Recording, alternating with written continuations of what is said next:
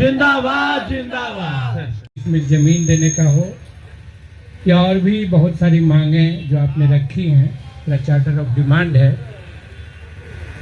हम आपके साथ हैं। आप यहाँ धरना पर हैं, बगल में बिजली कर्मचारी धरना पर हैं। शासन प्रशासन को ये चाहिए कि अपने अधिकारियों को, जब आपने ये धरना प्रदर्शन का स्थल घोषित किया है, तो आप अपने सीधे प्रतिनिधियों को यहाँ रखिए और उनकी मांगें क्या उठ रही हैं इसको नोट करिए और उस पर अमल करने का प्रयास करिए। जब हम जीते थे तो पहली मुलाकात हो रही थी रोहतास के कलेक्टर से, तो हमने यही कहा था कि जो जनादेश आता है उस जनादेश को नौकरशाहों को पढ़ना चाहिए, समझना चाहिए कि इसके पीछे बात क्या है। जो राजनीतिक बदलाव हुआ है तो इसके पीछे सुख दुख क्या है, किन लोगों ने बदलाव किया है, और उसका समाधान का प्रयास करना चाहिए। लोकतंत्र के चलने का यही तरीका है, इसी ढंग से डेमोक्रेसी फंक्शन करती है। तो मैं यहाँ भी ये बात दोहरा रहा हूँ कि यह भी लोकतंत्र के ही चलने का तरीका है कि लोकतंत्र को हम और ज़्यादा संवेदनशील बनाएं। कहाँ से क्या आवाज़ निकल के आ रही है, किसकी क्या तकलीफ़ है, उसको कैसे हम दूर करेंगे, उसके लिए कैसे क्या नियम कानून बनाएंगे, क्या उनकी मांगें उठ रही हैं। तो मैं आपकी तरफ खड़ा होकर के इस बात को दोहराता हूँ कि शासन प्रशासन आपकी आवाज़ को सुने, उस पर समाधान का पूरा प्रयास करें।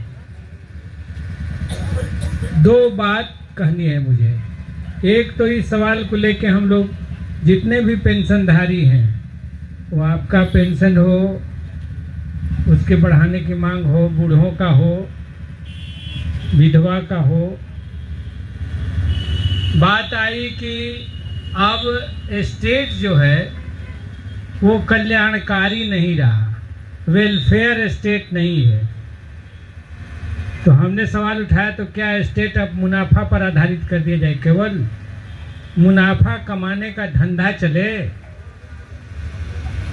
स्टेट को कल्याणकारी होना पड़ेगा, इसलिए कि समाज में बहुत सारे ऐसे लोग होंगे जो असहाय होंगे।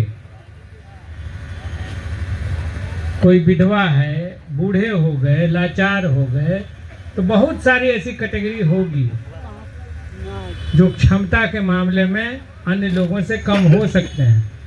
तो स्टेट का ये धर्म है कि वो उसको सपोर्ट करे।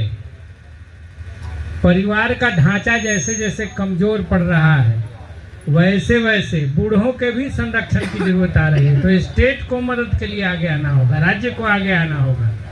इसलिए स्टेट अपनी जवाबदेही से पीछे नहीं भाग सकता।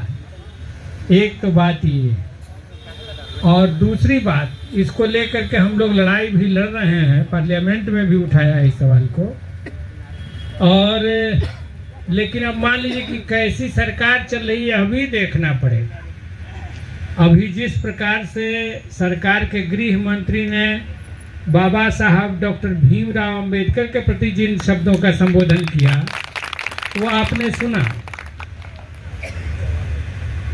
तो ये वही भाव है जो आदमी अपने स्कूली शिक्षा में क्लास में बैठने नहीं दिया जाता था, पानी मांगने पर हाथ में चुल्लू में पानी दिया जाता था, छुआ जाएगा, और वो आदमी इतना बड़ा विद्वान बना, इतना बड़ा विद्वान बना, मतलब पार्लियामेंट में उनके जोड़ के कोई नहीं थे,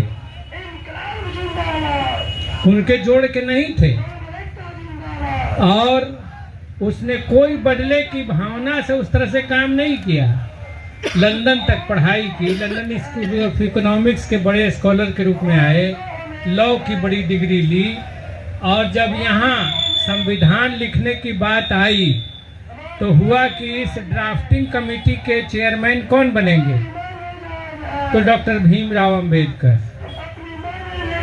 तो और उस आदमी को, और ऐसे समय में जब वो घोषणा कर रहे हैं कि हम संविधान के लागू होने स्वीकार करने का 75वीं वर्षगांठ मना रहे हैं, और उस समय जिस ढंग से अमित शाह ने अंबेडकर अंबेडकर अंबेडकर, ये क्या अंबेडकर करते रहते हो? इतना भगवान का नाम लेते तो स्वर्ग चले जाते।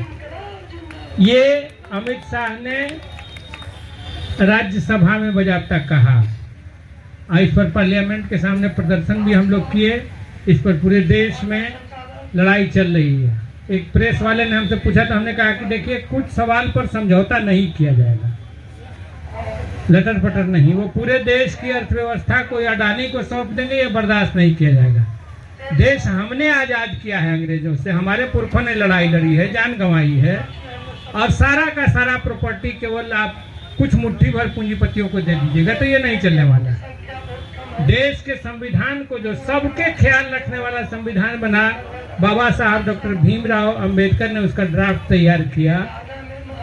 उसमें सबके संरक्षण देने की बात की गई।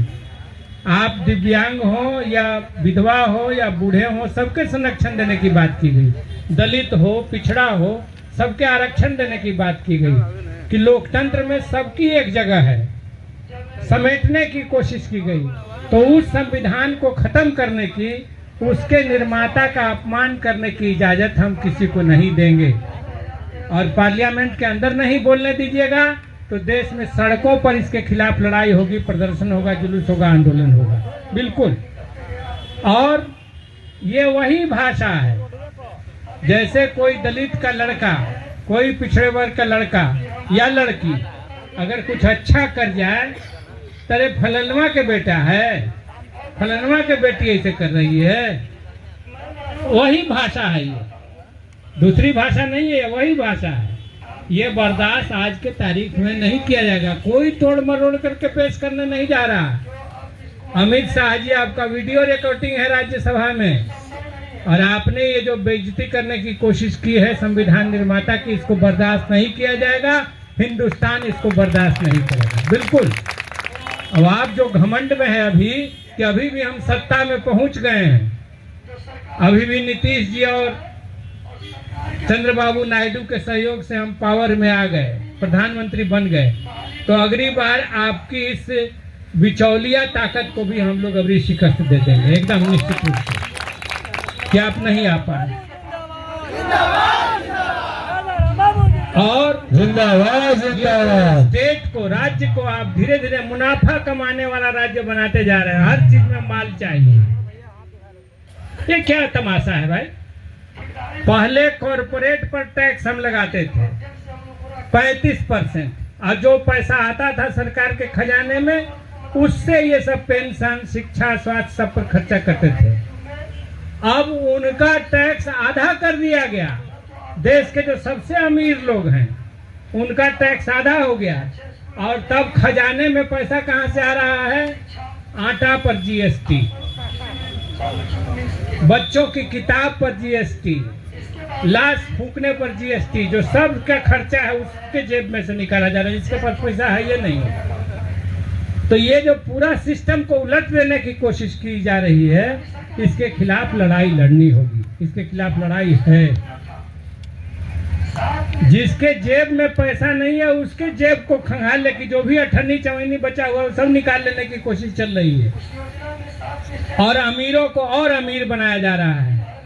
आपको बताएं कि 14 से अभी तक में 10 वर्षों में 18 लाख करोड़ रुपया कॉरपोरेट घरानों का टैक्स खत्म कर दिया, माफ कर दिया गया, कर्जा 18 लाख करोड़। कितना रुपया होता है आप सोच नहीं सकते। इसको कहा कि बट्टा खाता में डाल दिया गया। तो ये सिस्टम चल रहा है, और अभी भी उनकी सत्ता बनी हुई है। आप हमसे मांगिए, हम आपकी तरफ से पार्लियामेंट के भीतर लड़ने के लिए तैयार हैं।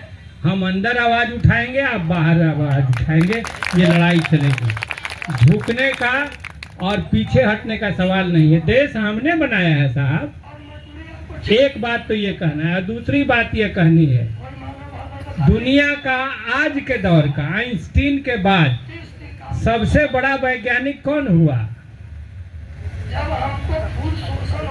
आप लोग जानिए, महिलाएं भी जाने, आइंस्टीन के बाद दुनिया का सबसे बड़ा वैज्ञानिक वो आप हुए, वो एक दिव्यांग ही था, वो सबसे ज्यादा दिव्यांग, उतना ज्यादा दिव्यांग कोई नहीं है यहाँ। न बोल सकता था, न चल सकता था, न देख सकता था, आवाज उसकी कंप्यूटर से निकलती थी। कंप्यूटर जो भाषा बोलता था उसको पढ़ा जाता था कि क्या बोला है। हॉकिंस, मैं हॉकिंस की बात कर रहा हूँ। उसने ब्रह्मांड की खोज की और वो मजाक में कहता भी था। हाथ पैर से तो लाचार था ही, साइकिल पर चलता था, ये ट्राई साइकिल पर, आधुनिक ढंग का था, वैज्ञानिक था। गुजर गए वो, 72 साल में गुजर गए। उनके बारे में डॉक्टरों ने कह दिया था कि ये आदमी 22 साल के बाद नहीं जिंदा रह सकता है। और उस आदमी ने हौसले से दुनिया जीत ली। 2 शादियां की और पूरा जिंदगी में काम किया, ब्रह्मांड की खोज किया, ब्लैक होल की खोज किया। वो मजाक में कहते थे हॉकिंस कि अच्छा है मैं बैडमिंटन खेल करके समय बर्बाद नहीं करता। इसलिए आपको बोल रहे हैं कि जरा सा भी अपने को हीन भावना से ग्रस्त नहीं समझना है। एकदम आपके दिमाग काम कर रहे हैं बढ़िया से। ओलंपिक में आप दौड़ जाते हैं। एक और वाकया सुना करके अपनी बात खत्म करूंगा। जब बात चल रही है तो मेरे पास बातें बहुत रहती। एक उसका अरुणिमा सिंह या स्वर्णिमा सिंह क्या नाम था, अरुणिमा सिन्हा, हाँ। तो वो एक खूबसूरत लड़की, बिल्कुल हट्टा कट्ठा लंबी, नेशनल फुटबॉल टीम की प्लेयर, महिला फुटबॉल टीम की। वो दिल्ली जा रही थी, सीआरपीएफ वगैरह में बहाली थी या क्या, उसमें लखनऊ से दिल्ली जा रही थी।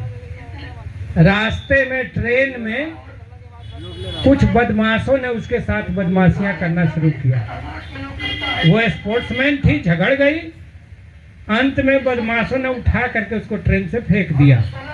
और उसी समय एक दूसरी ट्रेन सामने से आ रही थी, टकरा गई उससे और बच गई जिंदा, लेकिन उसका दाहिना पैर काटना पड़ा।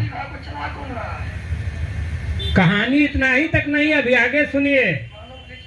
नकली पैर लगा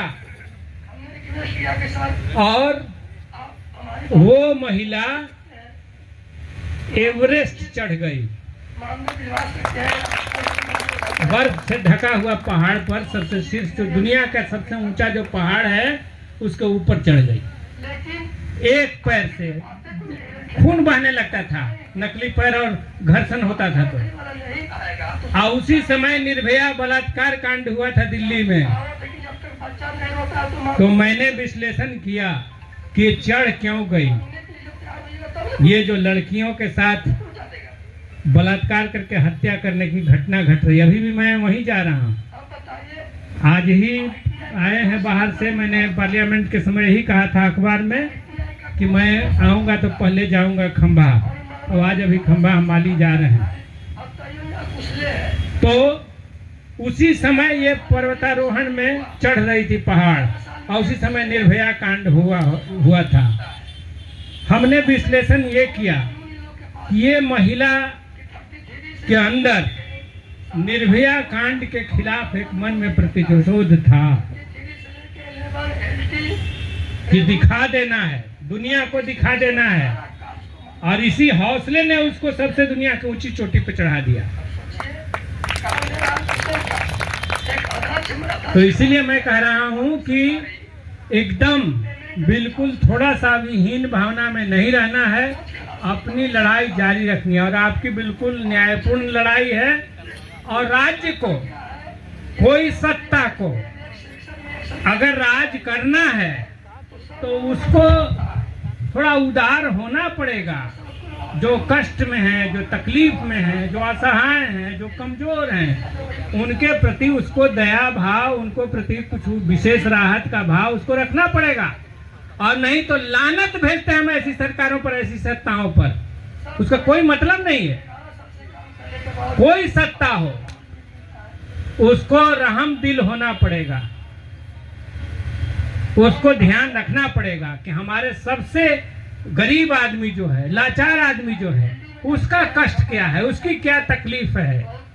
वो यूनियन बना के आप लड़िए, वो आपकी बात है कि हम संघर्ष करेंगे, यूनियन बनाएंगे, हम इतना करोड़ हैं, हम वोट नहीं देंगे, वो आपकी बात है। लेकिन हम बोल रहे हैं कि आपने अगर हमको किसी कुर्सी पर बिठाया तो हमारा फर्ज क्या है? हमारा कोई फर्ज है कि नहीं? जो कुर्सी पर बैठ गया, प्रधानमंत्री बन गया, मंत्री बन गया, उसका कोई फर्ज है कि नहीं है? तो इसीलिए हम कह रहे हैं कि राज्य को उदार होना पड़ेगा, कल्याणकारी होना पड़ेगा, और उसका ध्यान खींचने के लिए अगर वो ऐसा नहीं है तो उसको औकात में भी लाना होगा, उसको औकात में लाना होगा। और इसके लिए संघर्ष, लड़ाई जरूरी है। मैं आपके इस आंदोलन के साथ हूँ और आपकी मांगों का समर्थन करते हुए आपने जो इतना प्यार दिया, इसके लिए शुक्रिया अदा करते हुए, धन्यवाद देते हुए मैं अपनी बात समाप्त करता हूँ। बहुत बहुत धन्यवाद।